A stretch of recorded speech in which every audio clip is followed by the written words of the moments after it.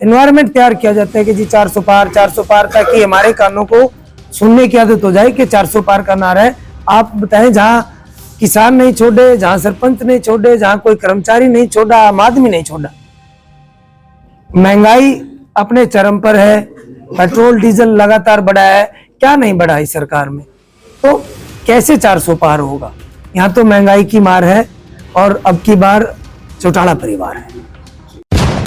इनेलो की तरफ से आपको सिरसा लोकसभा उम्मीदवार घोषित किया गया है, क्या माहौल देख रहे हैं आप? सबसे पहले तो मैं आप सभी पत्रकार बंधुओं को नमस्कार करता हूं और आपके सभी दर्शकों को प्रणाम करता हूं। जी बताती है तो ये शुरू से ही इंडियन नेशनल लोकदल का गढ़ रहा है, तो मैं बड़े पॉजिटिव उससे देखता हूं नजरिए से कि यहाँ से बड़ी आराम से, कोई ज्यादा इतना बड़ा मतलब कि यहाँ पर चैलेंज नहीं मानता मैं, क्योंकि शुरू से ही जो सरसा लोकसभा क्षेत्र है ये आदरणीय चौधरी देवीलाल जी की नीतियों पर हमेशा ही इन्होंने अपना विश्वास जताया है और पूरे परिवार पर इनका जो है इस एरिया का हमेशा उन पे आशीर्वाद रहा है।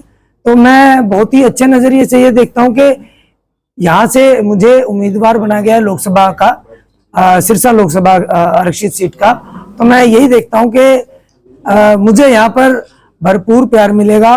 पूरी सिरसा लोकसभा में पूरी जनता का जो है मुझे पूर्ण आशीर्वाद मिलेगा और मुझे भरपूर लाभ मिलेगा कि मैं इंडियन नेशनल लोकदल जैसी एक बड़ी पार्टी का जो है एक टिकट लेकर के आप सब लोगों के बीच में पहुंचाऊं। तो मैं इसके लिए हमारे पार्टी के प्रधान सचिव आदरणीय चौधरी अभय सिंह जी चौटाला जी और हमारे प्रदेश अध्यक्ष आदरणीय चौधरी रामपाल माजरा जी का और पूरी कार्यकारिणी का हूँ कि मैं लगातार मैंने 16 साल 16.5 साल मैंने जॉब किया है।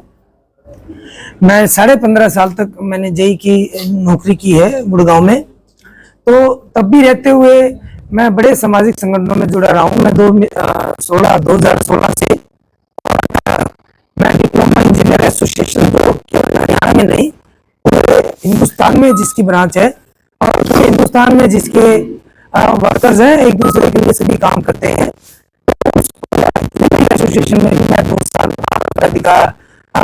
गुड़गांव जिले का बिना अपोज किए जिला प्रधान रहा। और मैं फिर से इनेलो पार्टी का और पूरे संगठन का धन्यवाद करूंगा कि उन्होंने मेरे जैसे एक इंजीनियर को, एक कर्मचारी को मौका दिया, जबकि पिछली सरकारों ने जितने भी आज तक कर्मचारी हैं, किसी भी तरह का कर्मचारी हो, चाहे वो डॉक्टर हो, चाहे वो अतिथि अध्यापक रहे हो, चाहे टीचर्स रहे हो, चाहे वो जेईज रहे हैं, चाहे सरपंच रहे, मतलब कुछ भी रहा है प्रदेश में, उन्होंने उन सबका जो स्वागत है ना वो लाठियों से किया है। और इसके प्रत्यक्ष और प्रमाण आप सब लोगों के पास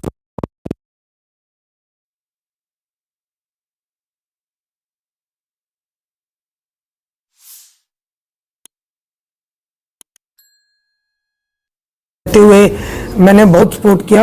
हम चंडीगढ़ भी गए थे हम लोग, जब वहां पर लाठीचार्ज हुआ था, तो जबकि हमारी इंडियन नेशनल लोकदल पार्टी का जो पहला एजेंडा है वो प्राणी पेंशन स्कीम बहाली भी है।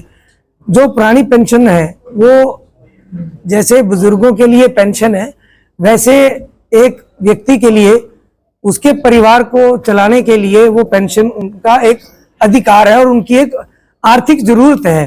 तो हमारे पार्टी के खुद के एजेंडे में भी है कि ज्यादा से ज्यादा लोकसभा सीट जीत करके आएंगे और ओपीएस के मुद्दे को हम दिल्ली के हमारे इस देश की जो सबसे बड़ी पंचायत है जिसे संसद कहा जाता है, वहां पर अपनी पुरजोर आवाज से इसको उठाया जाए। बीजेपी और कांग्रेस के कैंडिडेट भी है, हालांकि मजबूत बताते हैं अपने आप को, आपके सामने चुनाव कितना चुनौती मानते हैं आप? कितना फाइट मानते हैं? बीजेपी फाइट दे पाएंगे?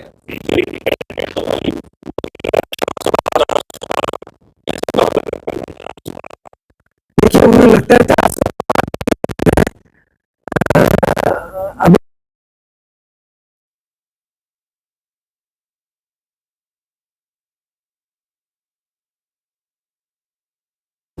साउथ इंडिया उनके हाथ में नहीं, ईस्ट उनके पास नहीं, वेस्ट उनके पास नहीं, नॉर्थ भी आधा चला गया, तो कहां से 400 पार हो पाएगा।